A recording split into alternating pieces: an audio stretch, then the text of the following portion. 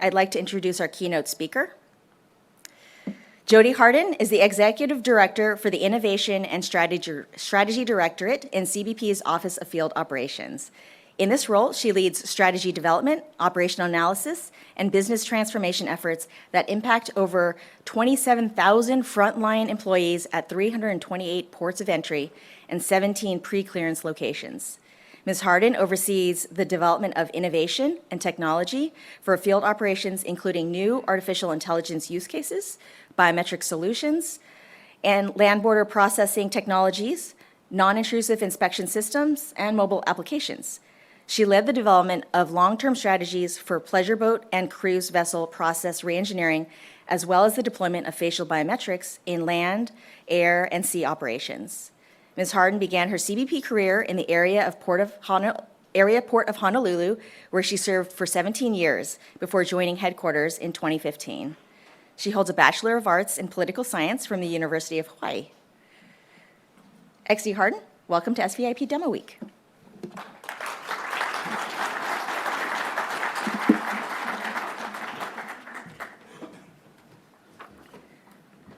Thank you, Melissa. I really appreciate the opportunity to be here at the SVIP Demo Week. My teams have been working with this program for many years and have had great successes in exploring new technologies that transform processes for our frontline. I'm excited to speak with all of you about our mission and our efforts to further secure and streamline our operations. Let me start by providing a brief mission overview of U.S. Customs and Border Protection and the important role our frontline play in protecting our homeland and the American way of life. Our larger agency mission space does include additional operational work that's executed by the Air and Marine Office and the U.S. Border Patrol, who are responsible for patrolling nearly 6,000 miles of land border and 2,000 miles of coastal waters to prevent illegal trafficking and people and contraband. I'm going to focus today on the Office of Field Operations, which I'm a part of. We're comprised of over 32,000 employees who operate at 328 official ports of entry, where we're responsible for screening all people, merchandise, cargo, and conveyances that arrive at over 600 air, land, sea, mail, and express consignment facilities across the U.S. and at 15 pre-clearance locations overseas.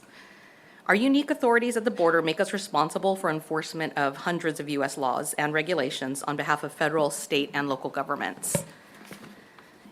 In addition, every location faces different challenges and threats based on their environment, the infrastructure, the demographics, commodities, conveyances that we see coming in, and it requires us to remain adaptable, deploy innovative technologies, and build strong partnerships to ensure safety and success. Our adversaries are sophisticated, technologically savvy, and highly adaptive, which makes them able to react quickly to new security missions.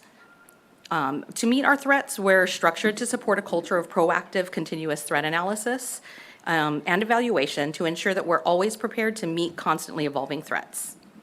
Our frontline personnel leverage a combination of tools, technology, intelligence capabilities, canine detection teams, strong partnerships, along with their knowledge and skills to identify and interdict threats to our national security and safety. And while our main priority is security and the public safety, we also understand the importance of facilitating lawful trade and travel, which are just vital to our national economy. As trade and travel volumes continue to grow, we're focusing on our processes being automated in the front line, integrating technological solutions to significantly improve the speed at which we identify threats. CBP is at the forefront of the federal government's fight against dangerous drugs like fentanyl that's having such a devastating effect on our country. To combat narcotic smuggling at the southwest border, CBP is focused on deploying non-intrusive inspection equipment that allows us to expand the number of conveyances that we inspect without slowing the traffic flows. We're currently deploying two types of drive-through systems, low-energy portals for personally owned vehicles, which provides an X-ray scan at a safe exposure level through the whole conveyance. And then we also have multi-energy portals, which can scan the cab of a commercial vehicle at the lower energy and safe exposure for the driver, and then scan the trailer and containers at a higher energy. At most of our ports of entry, we're placing this equipment in our pre-primary operations, which will significantly increase our ability to screen more conveyances. Another area of focus is in mail-in small packages, where we saw significant growth in online shopping during COVID that also opened up a new threat area that could be exploited to import illicit goods and contraband. We're looking at different types of detection equipment in that space that can help us quickly identify potential threats in packages and parcels at speeds that don't interfere with all of us getting our packages that we order online.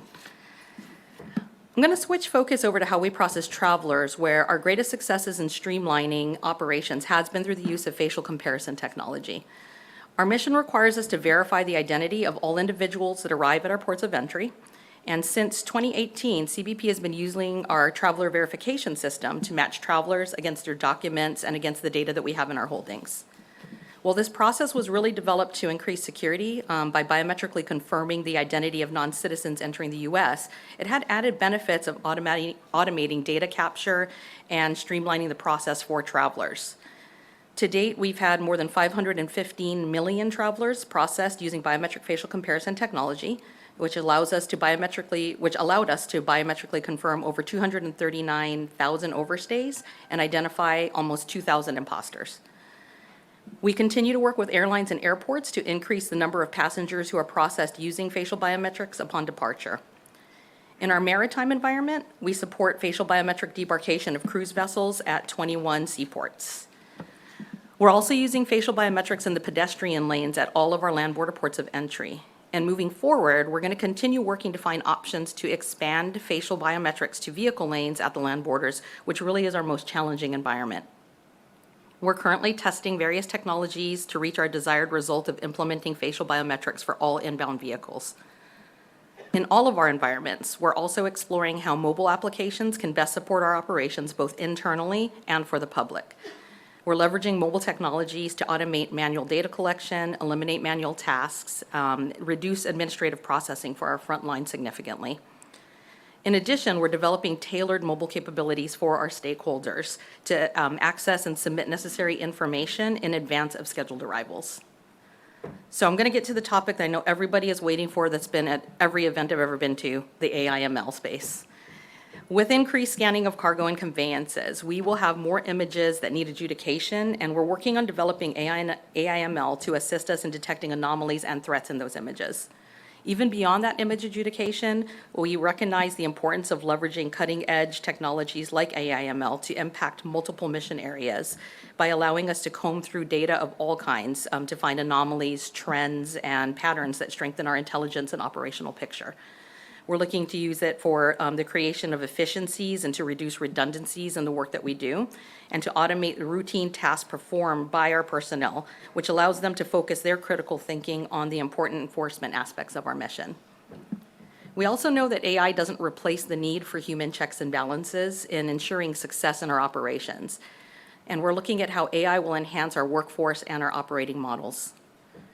Our skilled frontline personnel and vast intelligence and data holdings will need to be integrated into a continuous review and training loop to ensure that the technology remains relevant and can be adjusted to meet constantly changing threats. The use of artificial intelligence and machine learning is crucial to improve our business processes, and we're already building a framework to support the responsible use of AI in executing our mission. We are actively working with industry to explore new AI capabilities while ensuring that we have appropriate measures and to ensure the security and privacy of the data that we're entrusted with remains secure. With all of our programs, we leverage a privacy by design model that ensures that we're going to secure the data, that we're very open with the public about how we're using any of the data that we get. We publish privacy documents online, and we discuss how we're going to secure specific data in all of our use cases. Our commitment to transparency regarding advanced technology like facial biometrics and AI/ML supports the U.S. government's recent announcement to promote responsible artificial intelligence innovation that protects Americans' rights and safety. Given the rapid advancement of AI, we have to ensure that we use it appropriately and equitably, but we can't do this alone. Governments and industry must work together and adhere to a set of standards that meet these goals. That leads me to discuss how we all collectively work together to keep this innovation moving forward and to ensure your understanding of how to coordinate efforts with our agency. We are limited in our ability to leverage wholly proprietary solutions, as our constantly evolving mission requires flexibility to upgrade or replace technologies and integrate them with our systems to leverage our secure data holdings. The ongoing interoperability standards, testing, and requirements being established will allow us to allow solutions to meet our mission demands and variances on operational requirements. We seek to pair CBP-developed solutions incorporated with industry's best technology into the field in a way that ensures long-term usage and adaptability. We know that there's a lot of great technology to leverage to help us meet the needs of our operations, and we're always excited to learn more. And again, to meet our complex mission, we need a suite of options that we can tailor to all of the unique situations that we have at the various ports of entry. So looking ahead, I hope this background and insight into the operations and challenges of CBP has inspired you to come and innovate with us and be part of our mission solution to secure the borders. As quickly as technology is advancing, we also need insights from experts like all of you on how technology can be used by our adversaries and help us anticipate and close those gaps. We greatly value the partnerships that we've built over the years and will continue to expand and strengthen those relationships to advance research and technology to support the secure, seamless travel of people and cargo.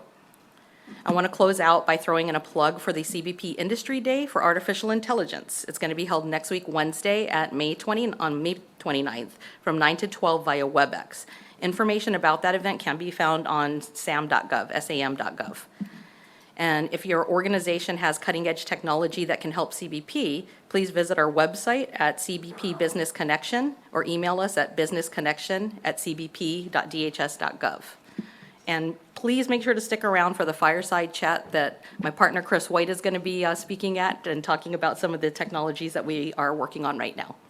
Thank you, everybody.